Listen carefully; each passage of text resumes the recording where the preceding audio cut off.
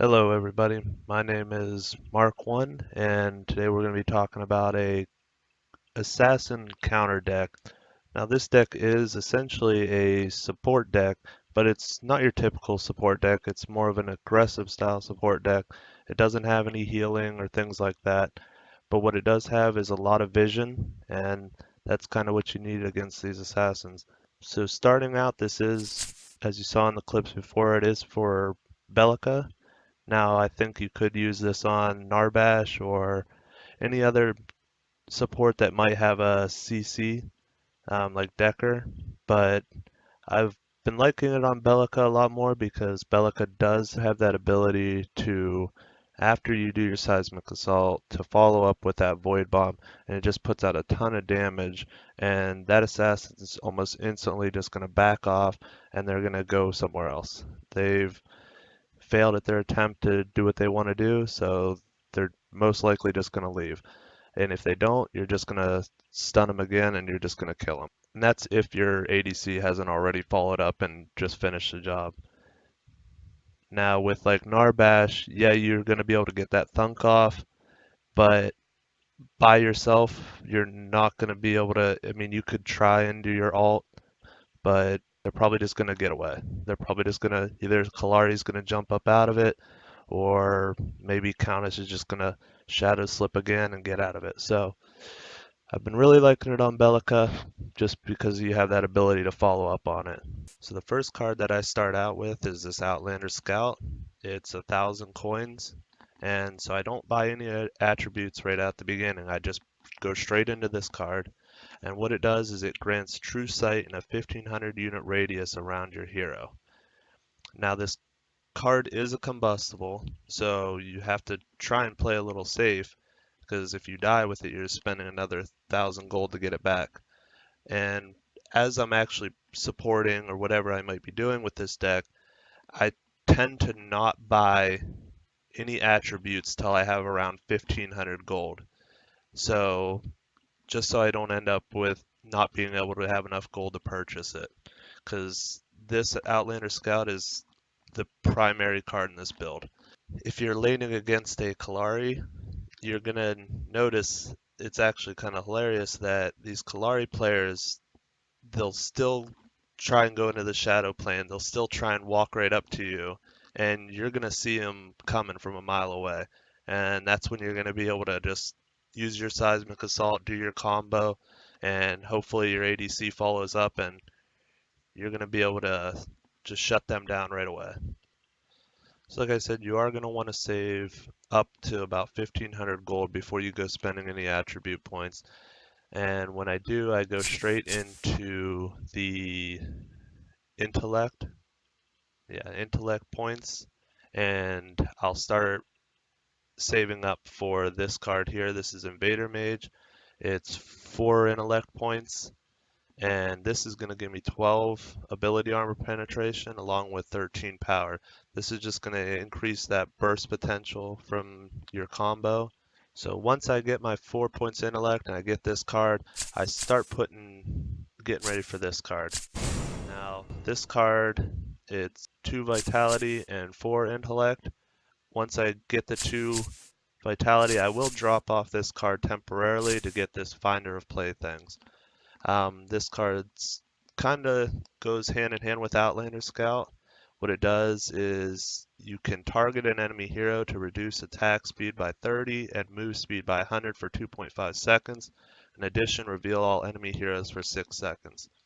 And this also gives you power and mana regen, which can definitely be useful on Bellica. Now, the way I've ended up using this card is actually 2 different ways. So we already have vision with the Outlander Scout, but what might end up happening in a few situations is, even though you have vision, you might need to give your carry a little more space, and you might actually be a little out of range of giving them your carry vision. So what this card can do is, in both them situations, you can go ahead and target that Kallari, and you're going to reduce their attack speed and their move speed for 2.5 seconds to give them that space or to let your carry catch up. And you're also revealing them for 6 more additional seconds on top of your Outlander Scout. And the other situation that I've actually used this card in is when we're maybe against a Kallari jungle. So if we're whatever offlaner we're up against, if I see across the map that a Kallari is trying to maybe gank our off lane or maybe mid lane, when maybe she's trying to get away in jungle or whatever, I can actually activate this card on whoever, whatever enemy player, and it's going to give vision of that Kallari wherever she is on the map for 6 seconds. And that 6 seconds can be the key difference between whether she actually dies or not, or whether she gets a kill on my teammate. So then after that, I just continue to keep getting more intellect. I go right back into this card, get it back as soon as I can, because this is where a lot of our damage comes from. And after that, it's kind of up to you. There's been a few cards I've been trying to try out, but honestly, what ends up happening is when you're putting their offlaner or their Kallari or their Countess, when you're going to end up putting them behind. They're not going to be able to farm. They're not going to be able to get them kills that they need to get, and you're going to continually be above that offlaner, that Kallari, that Countess. So a lot of these team fights are going to end up being 5 versus 4. I've played 8 games now with this build, and all 8 of them were finished under 30 minutes. So I've been trying to test out some of these other cards, but I honestly haven't gotten the chance to. Um, One of them being this Nameless Curse. I would imagine none of these cards I'm about to show you would actually work in the situations of revealing vision on Kallari, but like I said, I just haven't gotten the chance to test them. So one of them cards that I was trying to test out is this Nameless Curse. My thought process behind this one was if whether or not it showed the tick value while they were in the shadow plane. I don't know if you've ever hit a Kallari while she's in the shadow plane, but she will make noise. She will show you the damage value pop up on your screen, and you'll know that you're actually hitting her. So I didn't know if these 50 damage per second ticks, that's damage over time, would actually show them tick values on that Kallari that might be in the shadow plane. Now this card won't kill the unit, so you'd still have to follow up, but if it's sitting there ticking while they're trying to run away, you might be able to land that last auto that's going to finish them off. The next one is Grinning Spectre. I would have loved to be able to try this card out, and once again, it might just not even work at all. So you've done your combo, your ADC carry's he's got quite a bit of damage off, and they're real low health. This card actually launches a slow-moving projectile that deals 300 true damage, and if this brings target below 15% maximum health, they're executed. Now, so I thought this would be really cool to try because you activate this on them when they're out of the shadow plane, and it'd be really awesome if while they're in the shadow plane, this thing still chased after them and was still able to execute them. I would imagine though, the second they go in the shadow plane, this thing's probably not going to chase them anymore. It's just going to disappear. So I still need to test this one out, but if anybody has tested it out, please be sure to let me know. The other one, kind of the same story, was this Sorving Initiate. Kind of the same idea as the last one. It creates a link with enemy hero. Both heroes take 8% max health and ability damage per second, and it continues until link is broken by distance or interrupts. Once again, I didn't know if this would show any of the tick values, the damage over time values, and I didn't know if the link could be broken by Kallari or whoever entering the shatter plane. I do have this Wicked Riposte in here. I never ended up using this one, and I kind of put it in there thinking maybe you'd be able to purify yourself out of the Countess ult. I don't know if you can do that. I think once she's on you, I don't know if you're able to activate cards. Once again, it was something I never got the chance to test because honestly, the few times that the Countess was able to even alt me, I was more focused on either landing that seismic assault beforehand or afterhand to make sure that I got the kill on her also. So I never ended up trying this card out either. The other card that might be really useful is Shadow Dancer. Now, this card, I'm sure you know, you enter the shadow plane and gain 50 move speed for 15 seconds. Attacking an enemy from the shadow plane applies a 400 movement speed slow for 1 second. So, obviously, the idea behind this card is the Kallari's trying to get away, and whoever, and you're just chasing them down. You're going to be able to enter the shadow plane with them, and you're going to be able to give vision to your whole team and slow them down or whatever you need to do to make sure you get that kill on them. And the last card I threw in here, Thorned Yomi, it returns 65% of damage taken for 4 seconds. I've never ended up using this card because this build was more built for never letting them even attack you. Um, seeing that Kallari before she even gets close and surprising her and catching the Kallari off guard and or the Countess, I guess, that might be using the Shadow Dancer card, but catching them off guard and using your Seismic Assault and using that combo before you ever even take damage. So I never personally use this Thorn Yomi, but I know a lot of people like it against these assassins, especially if maybe you get caught off guard, you don't have, your Seismic Assault's on cooldown, and that Kallari or that Countess come in on you. You can use this Thorn Yomi and you might still die, but they're going to take a huge chunk of damage. And it might be enough to actually kill them. If you know you're in a bad situation, you use this Thorn Yomi and you use the Finder of Playthings, they're going to take a ton of damage and your teammate's going to have vision on them for 6 seconds. So that might be an option really late game. But like I said, it never actually got past 30 minutes. And at 30 minutes, I was only ever running this Invader Mage, the Finder Playthings, and the Outlander Scout. And I was still capable of putting down a ton of damage, you know, being able to, hold my own in team fights and in all situations. I know a lot of people don't like to keep running this Outlander Scout, and they think that I don't want to waste a card on vision, but you're so much more valuable alive and keeping and making plays against that Kallari. Yeah, you could switch this card out for another card that's going to be able to make you have a combo that's going to just completely delete anybody you're against. But if you're able to make one of the enemy players completely irrelevant, and I think that's actually a lot more powerful than possibly being able to do 25% more damage. You're going to see this Kallari that just has no idea what to do.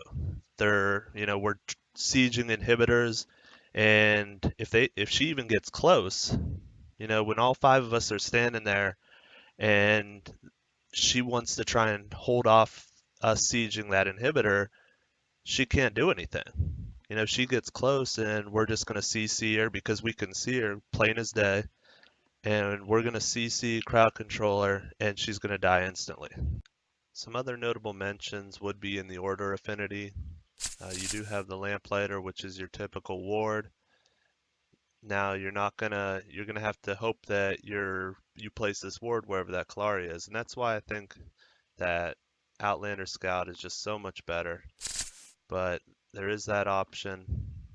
You do have your armored shadow ward, which I really didn't care for this because you only have you get a charge and it's on a 65-second cooldown. I guess if you remember to place it all the time, but you're just it's so much harder, you never know where you're going to be. So to try and place this in the right spot at the right time can be quite difficult. And then I've seen some people have been really liking this Yomi Spectre, and I put a lot of thought into making a build with this one and trying it out. But this isn't going to allow, this is still going to allow them to probably get one shot off on you. This is still going to allow that Kallari to walk up and do that 1000 plus damage base, auto attack. And so I don't think you're really solving anything with this. After they do that, you're going to be able to probably keep vision on them, but by that time it might be too late. So this is worth mentioning, but I I don't think it works in this type of build that we're looking. We're looking to be preemptive and not reactive. Like I said, I start out with Outlander Scout and I keep that on me the whole game. Um, like I said, I constantly don't buy attribute points until I'm at about 1500 gold. That's when I feel safe to go ahead and spend one. And then I go straight into buying 4 points of intellect for this, and then 2 points of vitality for this, and I'll drop off this temporarily, get the Finder of Playthings, and then I'll keep building more intellect until I can get this back, Invader Mage. And then, like I said, after that, I would drop off this Invader Mage and go into whatever you feel comfortable with. Now my gems, these could probably be modified. They kind of worked for me.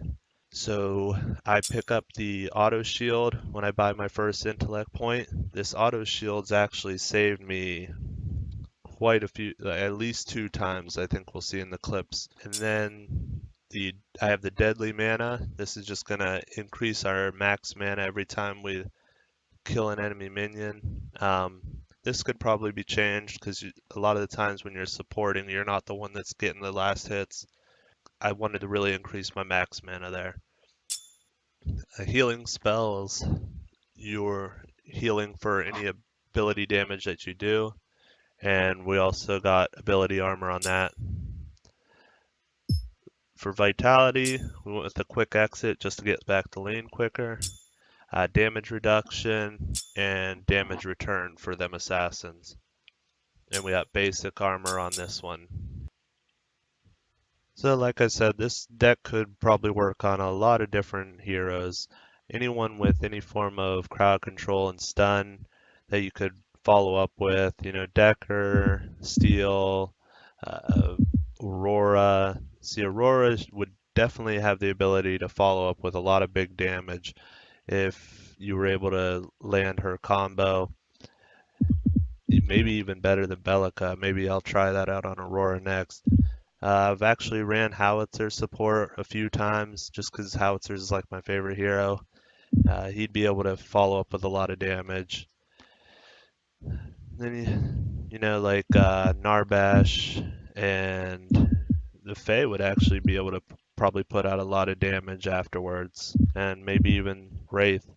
This build would definitely most likely work with for a support build.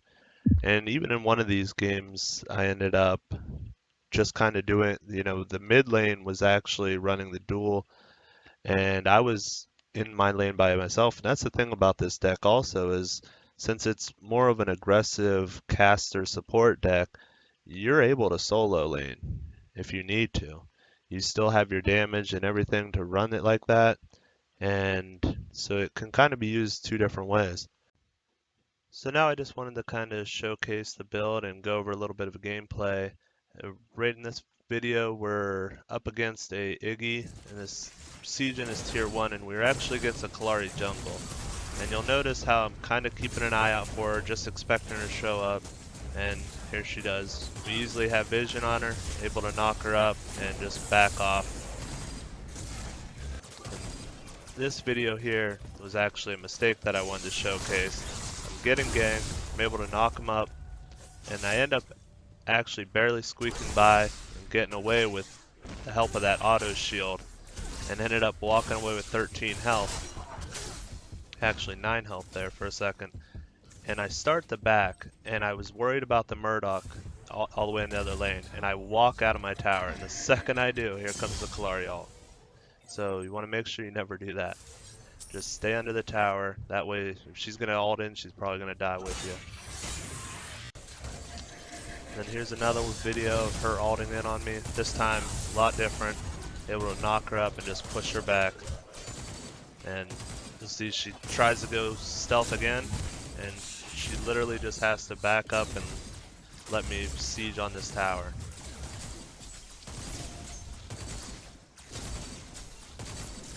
And then this steal comes in and wrecks my day. But I do end up actually turning her on this Kallari and ended up getting a kill on her at least.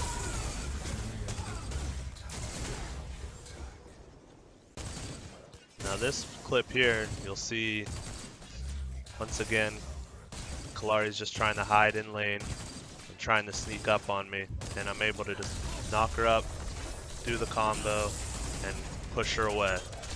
And now there's nothing she can do. You know, she has to go back to lane, because if she stays and that happens again, she's going to be dead. So I start sieging on this tower, and you'll notice Countess comes in on the left, and I'm able to see her before, you know, I'm able to see her a lot sooner than what you normally would. And if I would have just landed them autos a little sooner, I probably would have survived. But here's another one where Countess is trying to siege my lane, and she ends up coming in trying to ult me. Well, she does ult me, but I'm able to knock her up and just completely delete her there. And then this clip here is a little similar. Countess still trying to take my tower over here, and she comes in for the ult, knock her up, and instantly ult turn deleted.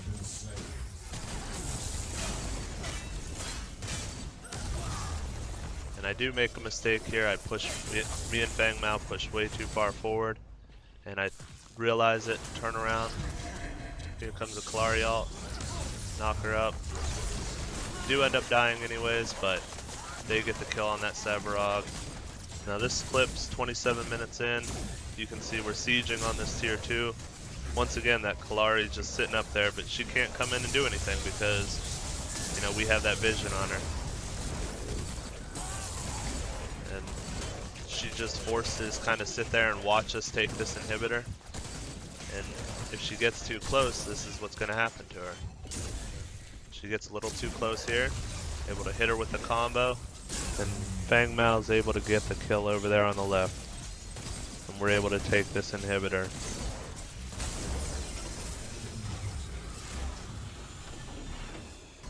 And then in this clip, where this is actually the same game, we're sieging this other inhibitor. Countess comes in. I missed the knockup, but because she's out of mana, Bellicall deleted. This Murdoch does come in. He does get the kill on us, but he ends up dying for it, and they end up losing the game for that. So I'm willing to make that trade any day. So in this last clip, we're sieging this inhibitor, and you'll see we actually use that Finder of Playthings on this Crunch, and we're able to get vision on that Kallari all the way in the other lane and see her coming. And we have vision on her when she comes in. She tries to be sneaky, but instantly delete her also with the help of that Countess ult. Well, I hope you guys enjoyed this guide. I do plan on putting more of these up. And if you have any suggestions or questions or comments, any ideas that might help the build, be sure to comment. And good luck, and try and have fun. Thank you.